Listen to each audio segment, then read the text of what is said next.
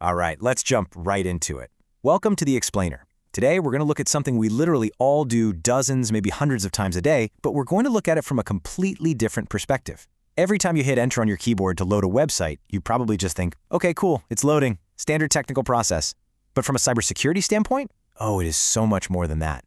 You are actually kicking off a high-stakes fortress defense against invisible threats. So today we're going to break down this complex web architecture and see exactly how this invisible fortress keeps your data safe from the absolute chaos of the open internet. Let's get into it.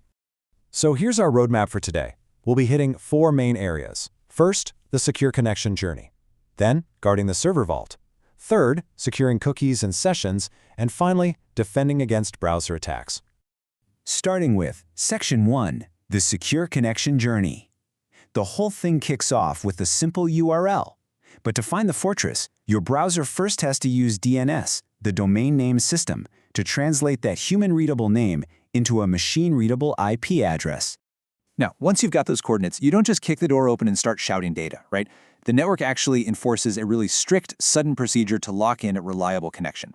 Before a single drop of actual data flows between your browser and the server, they have to do this TCP 3-step handshake. It's kind of like a secret knock. First, your browser sends a SYN or synchronize request, then the server hits back with a SYNACK, basically acknowledging it's ready, and finally, your browser sends an ACK back.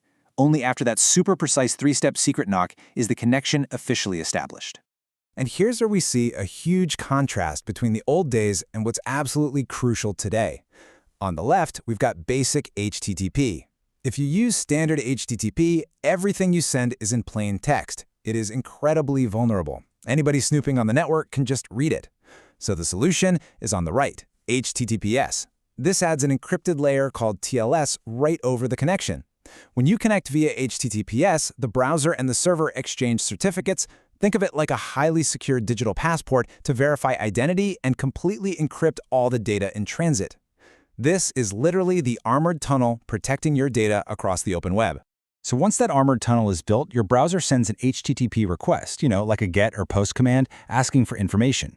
The server then fires back with specific status codes to tell your browser exactly how to handle things over this secure line. Now, you've definitely seen a 404, meaning not found, but there's also the 200 code, meaning everything's okay, a 301 for a redirect, or a 500 if there's a major server error. These codes basically dictate the whole flow of that secure conversation. Moving on to Section 2, guarding the server vault. Now it's time to actually look at the highly protected server and database infrastructure where your most valuable data actually lives. See, this infrastructure isn't just one giant computer sitting in a room. It's a layered defense system. First up, you've got the web server, running software like NGX or Apache. Think of this as the front gate guard. It listens for incoming HTTP requests and serves up basic files. But for the really complex, secure stuff, it routes the request straight to the application server. This is the brain of the operation, running back-end code like Node.js, Python, or Java. The app server handles the critical business logic securely, doing things like authenticating users, querying data, and carefully building the responses. And this brings us to the most crucial point. What is all this massive infrastructure actually trying to protect? The database. Whether it's using SQL for structured tables or NoSQL for documents, the database is the persistent memory vault of the entire website.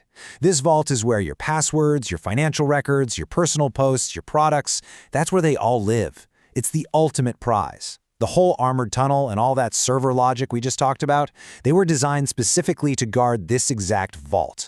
So we've built this incredible fortress on the server side, right? We've armored the tunnel across the internet. But what happens if the threat doesn't actually attack the network? Actually, what if the enemy totally bypasses all of that server security simply because they're already sitting right inside your own browser? That brings us to Section 3, securing cookies and sessions. We really need to look at client-side storage, which is where websites persist data directly in your browser. Obviously, the most famous form of this storage is the cookie. Cookies are these little pieces of data set by the servers. And honestly, they're incredibly useful. They're literally the reason you don't have to log in every single time you click a new link on a website. They persist your state and track your active sessions. But because they hold the keys to your logged-in sessions, they are a massive, and I mean massive, target for cyber attacks. If a hacker manages to grab your session cookie, they can just straight up impersonate you.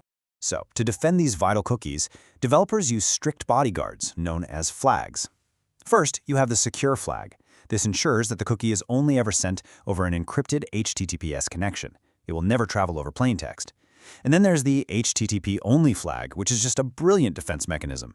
It strictly prevents the cookie from being accessed or stolen by any client-side scripts running in the browser. It essentially hides the key from the code itself. And finally, Section 4, defending against browser attacks. This is the absolute front line of web security.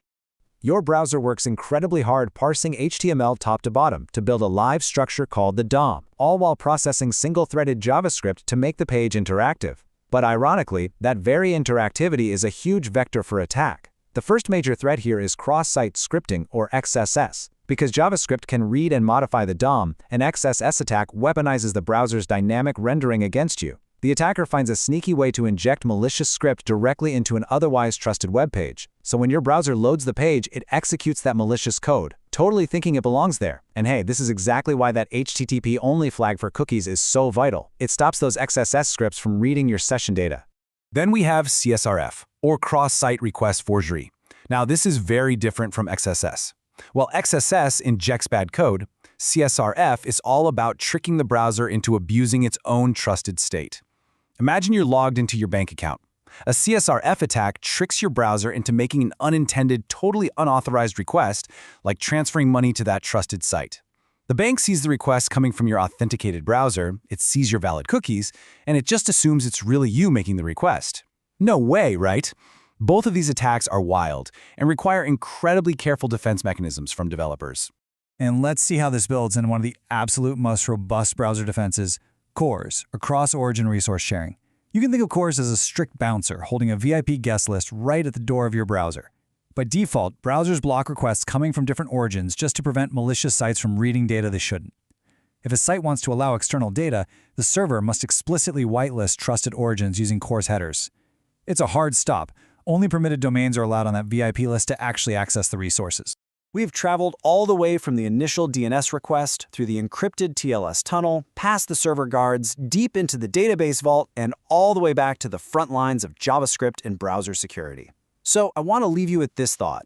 If our browsers and servers are constantly fighting this complex, invisible war just to load a single page, what traces are you leaving behind right now?